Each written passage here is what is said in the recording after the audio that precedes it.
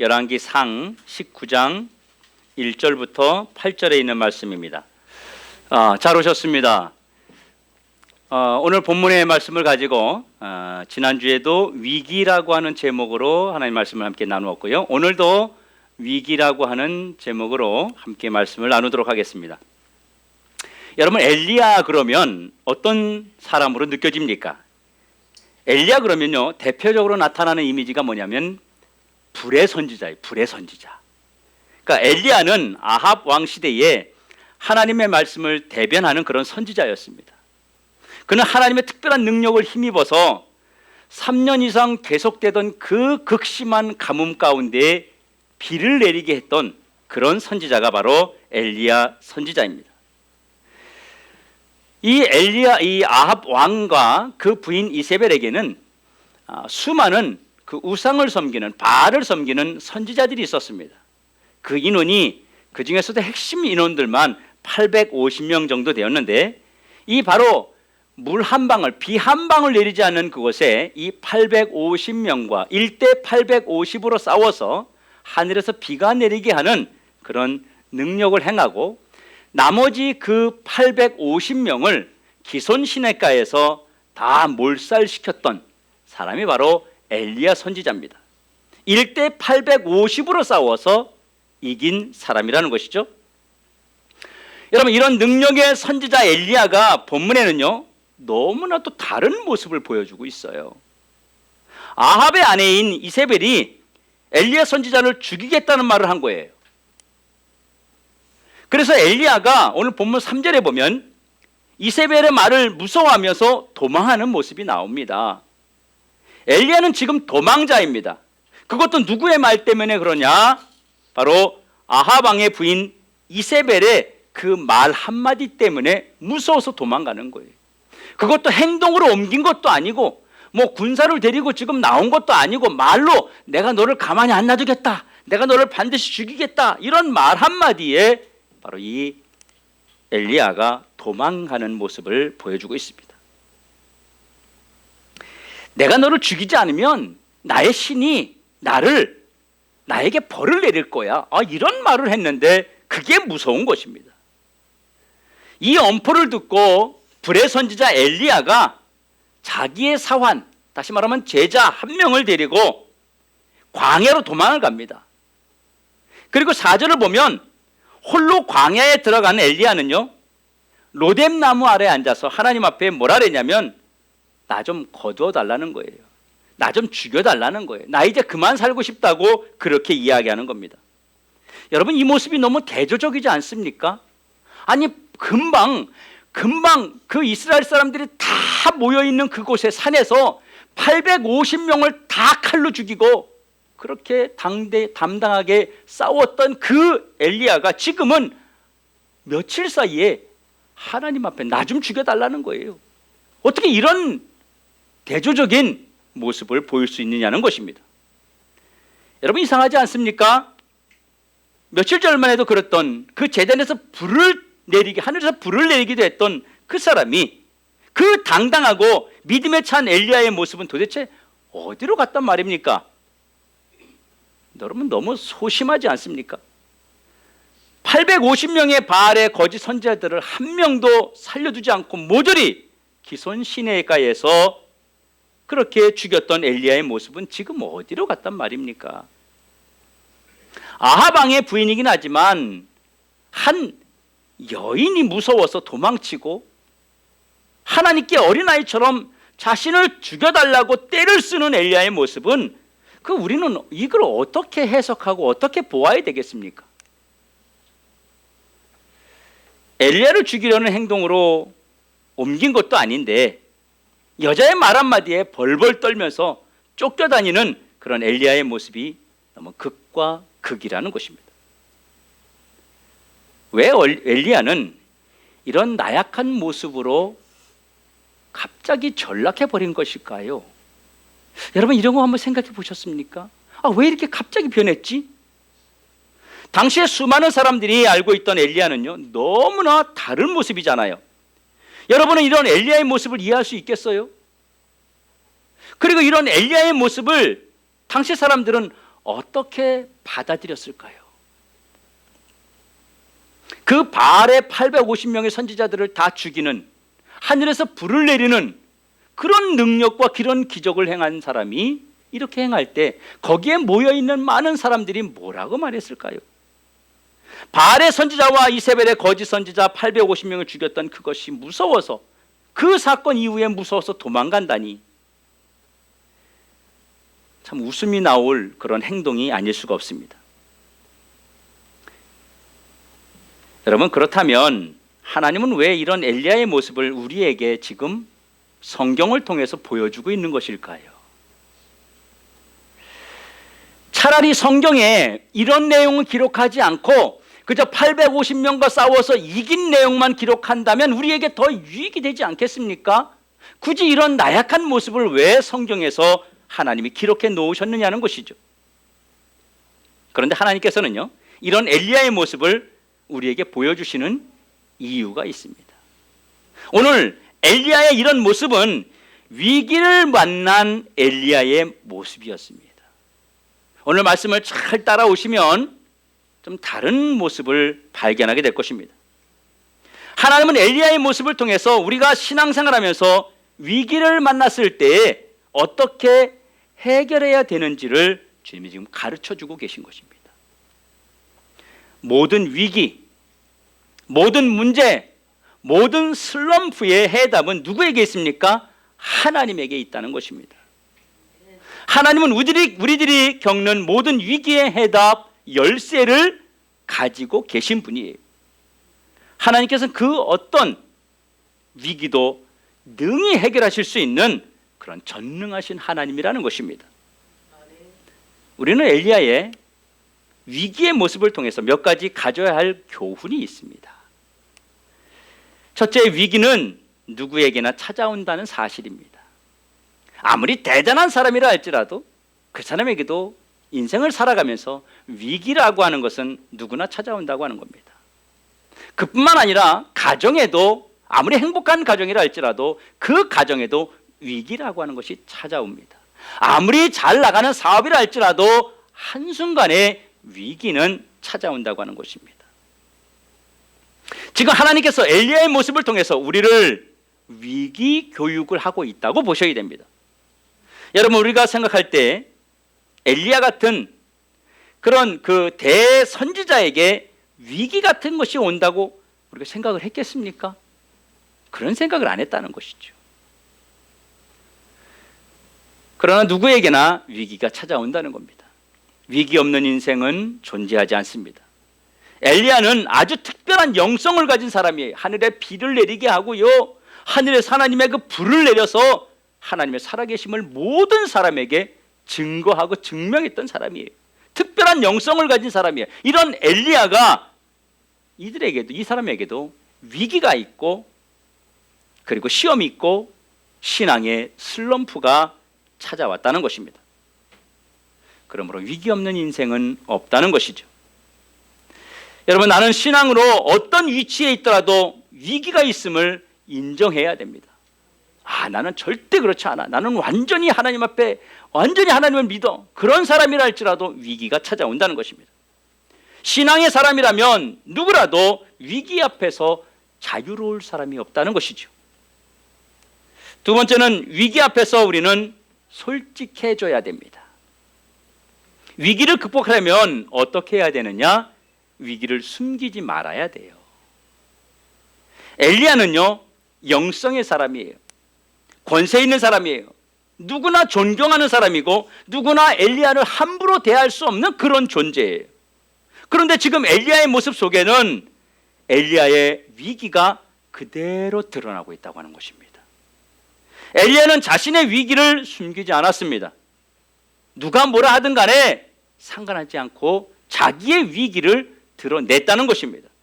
그렇다면 도대체 엘리야가 가지고 있는 위기는 무엇이었을까요? 무엇이 그에게 큰 위기였을 것이요? 첫 번째, 엘리야의 위기는요, 두려움이었습니다. 두려움. 본문 3절에 보면 그가 이 형편을 보고 일어나 자기의 생명을 위하여 도망하여, 거짓 선지자 850명을 죽였던 그 엘리야가 여자 한 사람의 말 한마디에 두려워서 멀리 이 여자의 손이 닿지 않는 곳으로 도망을 쳤어요. 지금 엘리야의 그 위기는 두려움이 위기입니다. 두 번째는요, 두 번째 엘리야의 위기는 죽음의 위기 앞에서 도망하는 모습이었습니다. 3절에 보면 도망하여, 조금 전까지만 해도 얼마나 당당했습니까? 조금 전까지만 해도요, 아합 왕에게 찾아가서, 아합 왕이 찾으러 다녔거든요. 못 찾았어요. 자신이 딱 나타났습니다. 하나님 말씀을 듣고 가라. 그래서 나타난 거예요. 가서 아합 왕에게 당신의 이 지금 비가 안 내리니까 내가 비를 내리게 할 건데 당신이 섬기는 그 제사장들 있지, 걔들 다 불러 모아. 850명 다 불러 모아. 그리고 누가 비를 내리게 하는, 누가 진짜 신인지를 보여줄게. 그래서 그뿐만 아니라 백성들도 다 불러. 산 밑에 다 불렀어요. 산 위에 제단을 쌓고요, 소를 잡고요, 니들 마음대로 해봐라. 그때 850명의 그 바알을 섬기는 제사장들이요, 안 되니까 소를 잡고 막 피를 흘리고, 그것도 안 되니까 자신에게 몸을 막 피를 상처를 내서 피를 흘리면서 그렇게 자기 신들의 신에게 막 제사를 지낸 거예요. 피를 내리게 해달라고. 그때 정오쯤 돼서 엘리야가 나와서 뭐라 했냐면, 혹시 휴가 간 거 아니냐? 너의 신이 혹시 지금 잠들었다가 안 일어난 거 아니냐? 너의 신이 혹시 지금 너를 이 소리를 못 들어서 그런 걸 그럴지 모르니까 더 크게 한번 해봐라. 막 이렇게 조롱했어요. 그랬던 그 엘리야, 그가 지금은 완전히 도망자의 모습으로 나타나게 된 것입니다. 세 번째 엘리야의 위기는요, 자기의 감정을 숨기지 않는 것이었습니다.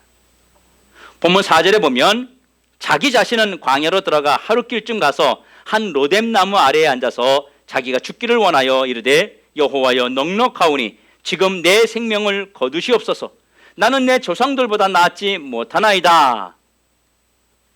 나 이것으로 만족합니다. 이 얘기예요. 나 차라리 여기서 죽었으면 좋겠습니다. 차라리 더 이상 어찌할 수 없는 한계에 도달했다는 그 생각을 가지고 있었던 것입니다. 엘리야가 자신이 위기를 당했을 때 자신의 위기의 모습을 그대로 드러냈다는 것입니다. 엘리야가 선지자이면서 모든 사람이 바라보는, 존경하는 그런 지도자였습니다. 엘리야의 이런 모습을 많은 사람들이 주목하고 있기 때문에 자신의 감정과 그 형편을 숨기거나 감출 수도 있었어요. 안 그런 척, 아무 일 없는 척, 괜찮은 척, 그걸 할 수 있었어요. 하지만 엘리야는 자신에게 찾아온 위기를 있는 그대로 드러낸 것입니다. 이것이 하나님이 엘리야를 통해서 우리에게 주시는 위기 치료 방법입니다. 우리가 위기를 극복하려면 내가 겪는 위기를 숨기지 않고 솔직하게 드러내는 것이 중요하다는 것입니다. 이럴 때 하나님은 치료하십니다. 치료하시는 하나님을 이럴 때 만나게 되는 것입니다. 여러분, 왜 여러분들이 힘들고 병들고 문제 속에서 허덕이게 됩니까? 감추기 때문입니다. 아무 일 없는 척, 괜찮은 척. 여러분, 교회 안에서 특별히 누가 더 그렇습니까? 직분자들이 그래요. 특별히 목회자들이 그래요. 아무 일 없는 척, 건강한 척, 다 괜찮은 척, 그렇게 삽니다. 그 뭐 장로님이라든지 권사님이라든지 뭐 이런 그 직분자들, 무엇인가를 맡고 있는 직분자들이 교회에 와서는 아무 일 없는 것 같은데 개별적으로는 많은 문제들과 위기 가운데 있으면서도 아무렇지도 않은 척 하고 있다고 하는 것입니다. 여러분, 엘리야가 직분자입니다. 그러면 해결이 안 됩니다. 하나님은 위기를 치료하시는데 엘리야의 위기를 알고 계셨습니다. 하나님은 엘리야의 위기가 어디서 온 것인지 그 원인을 이미 알고 계셨다는 것이에요. 여러분, 엘리야의 위기의 그 원인은 무엇일까요? 무엇이 엘리야를 이렇게 며칠 사이에 완전히 다른 사람으로, 금방 막 싸우던 사람이 그냥 며칠 만에 돌아서서 하나님 나 죽여주세요 하고 도망가는 그런 사람으로, 그 위기가 무엇일까요? 엘리야가 이렇게 갑작스럽게 도망자의 모습으로 두려움의 사람으로 하나님 이제 나 좀 데려가 주세요, 이렇게 엘리야가 급격한 연약한 자로 전락한 이유가 무엇입니까? 바로 엘리야의 위기는 피곤함이었습니다. 지쳤기 때문입니다. 이렇게 말씀하시는 분들이 있어요. 이세벨이 자신을 죽이려고 하니까 겁이 나서 이렇게 열심히 하나님의 일을 했는데 결국은 나를 죽이려고 하는, 나는 아무런 힘도 없는 존재이니까 차라리 하나님 그렇게 하려면, 이 공포 가운데 살게 하려면 나를 차라리 데려가세요. 이런 의도로 엘리야가 하나님께 나를 데려가 주세요 라고 고백을 했다고 말씀하시는 분들이 많습니다. 근데 여러분, 성경을 잘 보아야 돼요. 자세히 보아야 됩니다. 엘리야가 광야로 들어가서 하루 종일 걸었어요. 그리고 로뎀나무 한 그루를 만납니다. 그래서 그 나무 그늘 밑에서 잠을 자요. 계속. 근데 그늘에 가서 이 사람이 지금 잠을 잘 형편이 아니거든요. 근데 잠을 자요. 계속 잠을 자요. 그래서 그 다음에 하나님이 찾아오십니다. 찾아오셔서 쓰다듬으면서 깨웁니다. 깨워서 뭘 해요? 밥을 먹입니다. 숯불에 구운 그 빵과 물을 먹입니다. 근데 엘리야가 이거 먹고 정신을 차려야 돼. 또 잡니다. 계속 자요. 하나님이 또 나타나셔서 또 먹입니다. 또 깨워서 숯불에 구운 떡과 물병을 또 먹이고 또 잠을 잡니다. 그리고 나서 그때서야 또 하나님이 깨우시죠. 이걸 반복하는 거거든요. 여러분, 엘리야가 왜 이런 것입니까? 육신이 피곤해서 그런 겁니다. 지쳤기 때문이에요. 엘리야의 계속되는 영적 싸움에서 지치고 지친 육신이 바로 이기의 원인이었던 것입니다. 4절을 보면요, 로뎀나무 아래서 죽기를 구하는 엘리야의 모습은 더 이상 자신은 어떻게 할 수 없다는 그 영적 피곤함이 있는 거예요. 그리고 5절에 엘리야가 로뎀나무 아래서 무엇을 했습니까? 계속 잠을 잤잖아요. 잠든 엘리야의 모습에는 엘리야가 얼마나 지쳐 있는지를 지금 알 수 있는 것입니다. 이세벨의 선지자 850명을 상대로 싸워서 그 지친, 여러분, 말이 850명하고 싸우는 거죠. 이 마음속에 사실은 얼마나 그럼 걱정도 없었겠습니까? 두려움도 있어요. 지금 지면요, 여기서 죽어야 되는 상황이에요. 그리고 그 많은 백성들이 모여 있고 말이 850명이지 850명 세워놓는다고 보세요. 얼마나 그게 웅장하고 얼마나 대단할 건지. 그 사람들이 소리 지르는 소리 얼마나 컸겠어요. 비 한 방울도 내리지 않는 그곳에 본인이 기도해서 비가 내리게 한다는 그것이 여러분 얼마나 두려움이겠습니까? 엘리야는 에너지가 완전히 바닥이 났던 것입니다. 이것은 영적 무력감보다 육신의 한계를 극복하지 못한 그 엘리야를 육신적인 연약함을 보여주고 있는 것입니다. 여러분, 우리가 영성이 있고 대단한 사람이라 할지라도요, 잠 못 자고요, 육신이 피곤하고 지치면 영성 다 도망갑니다. 다 도망갑니다, 여러분. 아무리 대단한 강사들도요. 그럼 여러분, 우리 교회는 이제 우리 교회만 나오신 분들이 많아서 큰 교회 가면요, 그 대단하신 목사님들이 오십니다. 유명하신 목사님들. 근데 오셔서 예배 드리는 동안에 뒤에 앉아서 좁니다. 잘 보면 졸아요. 그 이제 실제 있었던 일들이 많죠. 저희도 이제 어디 예배 인도하러 가거나 기도해 주러 가거나 이렇게 가면 주무시는 분들이 계세요. 얼마나 피곤한지 모릅니다. 일정이 막 그냥 조는 거예요. 목사님이 가서 이제 강사님 나오겠습니다. 그러면 이제 주야 이러고 일어나는 거예요. 근데 잤거든, 금방. 잤고요, 주야. 여러분, 이 육신을 이길 사람 없어요. 세상 없이 영성 있고 세상 없이 대단한 사람들이요, 눈꺼풀 내려가면 견딜 자가 없는 거예요. 여러분이 지치고 힘든 상태로 신앙생활 하시면 다 무기력증에 빠집니다. 엘리야처럼 다 KO 당해요. 엘리야의 원인은 바로 지친 것이었습니다. 얼마나 힘들었겠습니까? 얼마나 지치고 기진맥진한 사람이 있겠냐는 것이에요. 내가 지쳐있는데 누가 덤벼보세요. 우리 어떤 생각 들어요? 네 마음대로 해라 그래. 그러지 않겠어요? 그렇게 된 거예요, 지금 엘리야가. 여러분, 이렇게 지치고 힘든 엘리야를 하나님이 어떻게 치료하셨습니까? 이 녀석 힘들다고 지쳐 있으면 돼. 빨리 일어나. 빨리 일어나서 새벽기도 해야지. 금식기도 해야지. 그러셨어요? 안 그랬습니다. 하나님 그러지 않으셨습니다. 너 믿음 다 떨어졌구나. 너를 어떻게 내가 믿고 앞으로 사역을 하겠냐? 이러지 않으셨다는 거예요. 그러면서 책망하거나 화를 내신 것이 아니라 본문 5절과 7절 사이에 보면 이런 엘리야의 모습을 아시는 하나님은 엘리야를 충분히 쉬면서 다시 회복할 수 있도록 도우셨어요. 어떻게 도왔습니까? 먼저 친히 하나님의 손으로 지친 엘리야를 어루만지신 거예요. 5절에 천사의 손이라 했는데 바로 이건 주의 사자 곧 하나님의 손길을 말하는 것입니다. 피곤하여 지친 육신을 어루만지시는 하나님의 손은 엘리야를 회복시켜서 일으키시는 그 힘이었던 것입니다. 두 번째, 또 광야에서 피곤하고 지친 엘리야의 머리맡에 숯불에 갓 구운 떡과 물 한 병을 통해서 지친 육신의 회복을 위해 필요한 양식을 제공해 주신 것입니다. 여러분, 하나님이 또 한 조각만 딱 주셨겠어요? 아닙니다. 하나님이 배불리 먹을 수 있도록 그렇게 주신 것입니다. 6절에 이에 먹고 마시고 다시 누웠더니 엘리야는 하나님이 만들어주신 음식을 배부르게 먹고 또 잠을 잤어요. 그런데 하나님은 아무 말씀도 하지 않으세요. 그뿐 아니라 7절에 여호와의 천사가 또 다시 와서 어루만지며 이르시되 일어나 먹으라. 내가 갈 길을 다 가지 못할까 하노라. 배불리 먹고 또 잠들었는데 깨워서 또 먹이십니다.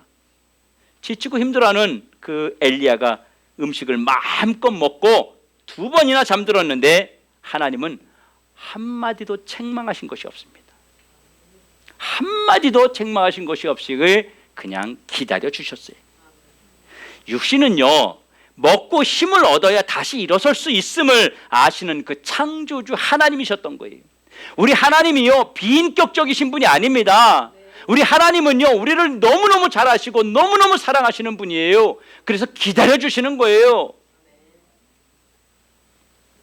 그리고 두 번 이상 엘리야를 어루만지셨는데, 그러면 어루만지심은 무엇입니까? 바로 고생했다, 힘들었지, 좀 쉬어라, 그러면서 위로해 주시는 것입니다. 격려해 주시는 것입니다. 그것 좀 했다고 지쳤어? 이러지 않으셨다는 거예요. 여러분 중에 지금 지치고 힘든 성도가 있습니까? 여러분 주변에 지치고 힘든 우리의 형제 자매가 있습니까? 있다면 이런 성도에게 무엇이 필요할까요? 쉼이 필요합니다. 여러분, 제가 여러분 새벽기도 안 나온다고 막 뭐라 그러던가요? 지금은 이제 그러지 않지만 어떨 때 혼자 새벽기도 드렸다니까요. 혼자 설교, 혼자 찬송하고, 어느 날은 혼자 찬송하고 설교하는데 누가 들어왔어. 처음 보시는 분이. 그분도 와서 깜짝 놀란 거예요. 아무도 없으니까. 목사 혼자 설교하고 있어. 아무도 없는데. 그랬다니까요. 여러분, 제가 닥달하지 않잖아요. 수요일날 안 나온다고 뭐라 그러지 않잖아요. 뭐 이것이 뭐 다 좋다 이렇게 볼 수 없지만 주일날 안 나오는 건 제가 뭐라 그래요. 주일날 안 나오는 거. 여러분, 사람에게 쉼과 휴식이 필요합니다. 어떤 교회는요 365일 새벽 기도회, 명절도 없어. 어떤 교회 365일 저녁 기도회. 난 말만 들어도 무서워. 여러분, 그런 교회 가보시오. 얼마나 무서운지 몰라. 쉴 수가 없어, 쉴 수가. 예? 여러분, 한국에요 주남선 목사님이라는 분이 계셨습니다. 이분은 한국 교회에 어떤 선구자적인 그런 순교의 신앙을 지켰던 목사님이신데 이분이 좀 일찍 돌아가셨어요. 예. 이분 임종하실 때, 이분이 63세에 돌아가셨는데 임종하실 때 유언을 했습니다. 뭐라고 했냐면, 목사들이여 쉬어라. 그리고 쉬는 것도 주의 일이라는 것을 내가 이제 깨달았노라. 그리고 그 유언을 남기고 임종하셨어요. 유명한 말이죠. 여러분, 집사님 좀 쉬세요. 목사님 좀 쉬세요. 이게 위로입니다. 이게 위로입니다. 힘든 사람에게 그럴수록 더 기도해야 된다고. 아닙니다. 그럴수록 자야하고 그럴수록 쉬어야 하고 그럴수록 먹어야 됩니다. 저는 형편을 알고 막 너무 힘들잖아요. 그러면 집사님 한 일주일 동안 안 나오니까 할 말이 없겠지만 일주일 새벽기도 쉬세요 좀. 안 괜찮아. 안 나와도 돼. 전 그래주고 싶어요 사실은요. 새벽기도 나오면 힘이 펄펄 나. 쉬긴 뭘 쉬어. 이러고 싶지 않다는 거죠. 바로 주님의 그 치료 방법입니다. 여러분 그렇다고 주님이 계속 쉬게 했습니까? 엘리야를? 아닙니다. 계속되는 어루만지심과 먹이심과 쉼을 주신 후에 어떻게 했습니까? 엘리야의 위기를 완전히 회복으로 이끌어갔습니다. 그랬더니 8절에 이에 일어나 먹고 마시고 그 음식물의 힘을 의지하여 40주 40야를 가서 하나님의 산 호렙에 이르니라. 40일 동안 40 밤낮 안 가리고 그냥 걸어간 거예요. 이는 엘리야의 다시 회복된 모습을 말하는 거예요. 얼만큼 회복됐느냐? 이전보다 더 회복된 모습을 보여주고 있는 것입니다. 엘리야는 그러면 진짜 죽기를 원한 것입니까? 하나님 내 힘으로는 어찌할 수 없습니다. 바로 자신의 한계를 고백한 거였습니다. 사랑하는 성도 여러분, 우리에게는 미리 예고 없이 느닷없이 위기가 찾아옵니다. 오늘 올라오고 있는 그 태풍처럼 자연의 위기도 있고요. 또 육체적인 위기도 있고요. 바로 영적인 위기도 찾아옵니다. 여러 가지 방법으로 위기가 찾아와요. 그런데 이 세 가지 중에서 한 가지 위기만 찾아와도 다른 두 가지가 영향을 미칩니다. 영향을 미쳐요. 우리의 삶의 환경에서 오는 그 위기를 찾아와도 영적인 것도 영향을 미치고요. 우리 이 육적인 것도 영향을 미칩니다. 육신이 아파도 바로 이 영적인 것도 영향을 미칩니다. 우리가 영적으로 건강하면 모든 것이 다 해결된다는 생각은 버려야 됩니다.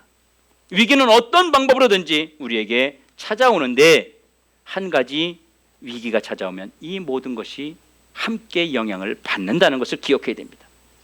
지금까지 여러분에게 위기가 찾아왔을 때 여러분은 어떤 방법으로 극복했습니까? 사실 우리는 위기를 극복하려는 노력보다는요, 엘리야처럼 나는 못해, 나는 할 수 없어, 나는 더 이상 안 돼, 그러면서 위기 앞에서 도망자의 모습, 위기 앞에서 두려운 자의 모습, 위기 앞에서 영적인 감정이 아니라 상한 감정, 피곤한 감정, 이런 것들이 우리 속에 훨씬 더 많았다는 것입니다. 그래서 위기를 통해서 우리는 업하는 것이 아니라 도리어 다운하는 삶을 사실은 살았어요. 여러분, 일반적으로 위기란 무엇입니까? 그 단어가 위험이라는 말과 기회라는 말이 합쳐진 말이 위기 아닙니까? 그러니까 위기를 잘 이기면 기회가 된다는 거예요. 그래서 우리는 위기를 통해서 더 성장하는 신앙으로 가기 위해서 위기 극복 능력을 가져야 되는데 이것은 훈련이 필요하다는 것입니다. 하루아침에 그냥 되는 게 아니에요. 훈련이 필요해요. 여러분, 위기를 이겨냅시다. 예수님도 시험에 들지 않도록 기도하셨어요. 이는 위기를 이기는 삶을 살라는 당부를 하신 것입니다. 우리는 위기를 자연스럽게 받아들여야 됩니다. 위기를 받아들이는 성숙함이 필요해요. 나에게 위기가 왔을 때도 위기를 자연스럽게 받아들여야 된다는 것입니다. 우리 주변 사람들에게 위기가 찾아왔을 때 목사님도 그럴 수 있지, 집사님도 그럴 수 있지, 사모님도 그럴 수 있지, 이런 성숙함이 우리에게 필요하다는 것입니다. 왜냐하면 위기 없는 사람은 존재하지 않기 때문입니다. 여러분, 복음성가 중에서 이런 찬양 있잖아요. 왜 나만 겪는 고난이냐고 불평하지 마세요. 우리 찬양을 조금 시간이 지났는데 우리 찬양 같이 한번 불러볼까요? 우리 1절만 한번 불러보죠.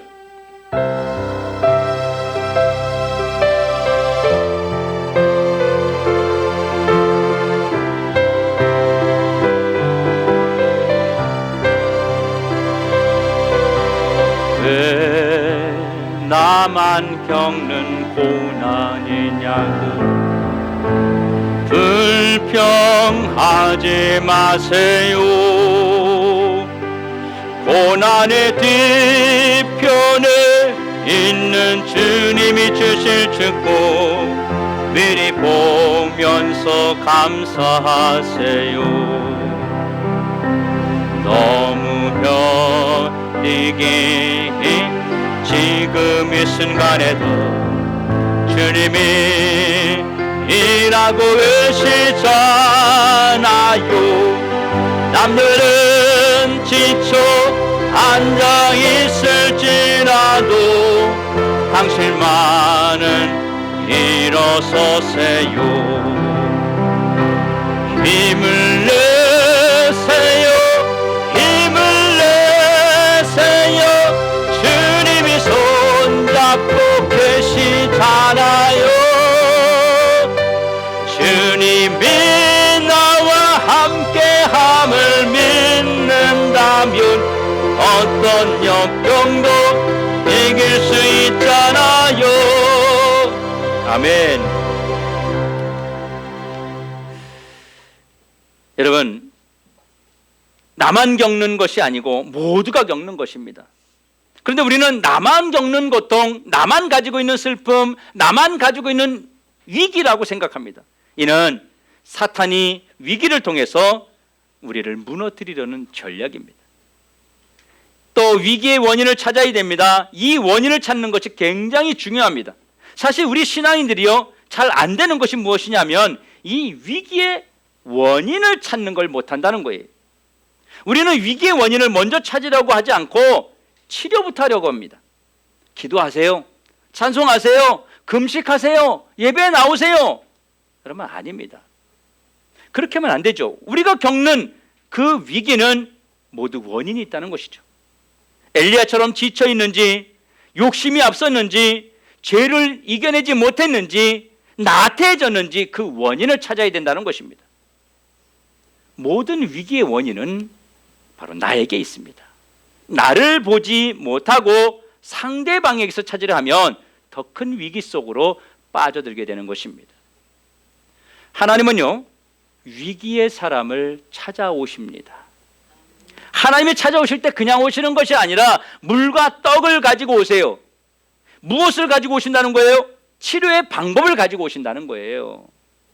치료하시기 위해서 오신다는 거예요. 회복하시기 위해서 오신다는 거예요. 다시 세워서 더 큰 일을 하실 수 있도록 맡기기 위해서 오신다는 겁니다. 사랑하는 성도 여러분, 위기를 만났을 때는 여러분 어디로 가야 됩니까? 위기 만났을 때 여러분 어디로 가야 돼요? 엘리야는 로뎀 나무로 날아갔어요. 이 로뎀 나무는요, 피난처가 아닙니다. 본문 3절에 그가 이 형편을 보고 일어나 자기의 생명을 위해 도망하여 유다에 속한 브엘세바에 이르러 자기의 사환을 그곳에 머물게 하고, 사환을 데리고 브엘세바까지 가서 그곳에서 사환은 남겨두고 자신 혼자서 다시 광야로 길을 갔어요. 하루 길을 갔어요. 그곳이 로뎀 나무였습니다. 사실 로뎀 나무는요, 하나님 아버지를 찾아간 것이었습니다. 지금으로 말하면 로뎀 나무는 교회입니다. 1대1로 하나님을 만나기 위해서 로뎀 나무로 찾아간 것이었어요. 엘리야는 그 위기 앞에서 하나님을 만나는 시간을 만들었던 것입니다. 그래서 사원은 남겨두고 혼자 광야로 들어간 것입니다. 엘리야는 자신의 위기를 하나님은 해결하실 수 있다는 그 해결 방법을 아신다는 거예요. 엘리야는 힘들수록 하나님께 나아갔습니다. 이것이 하나님의 손길로 위기를 이기려는 엘리야의 믿음의 모습이었던 것입니다. 위기를 만났을 때 주께 더 가까이 나아가야 회복할 수 있다는 것입니다. 나를 만지시는 하나님을 만날 수 있습니다. 나를 어루만지시려고 나를 기다리고 계십니다. 또한 하나님께서 어루만지셔서 그래야 위기를 이길 수 있고, 그래야 진정한 회복이 우리에게 있는다는 것입니다. 사랑하는 성도 여러분, 오늘 우리 결단합시다. 위기가 찾아왔을 때 숨기지 않고 도망가지 않고 예수님 앞으로, 교회 앞으로 나오셔서 회복의 은혜를 입고 더 큰 사역을 감당하는 우리 모든 성도들 되시길 주님의 이름으로 축원합니다. 기도하겠습니다.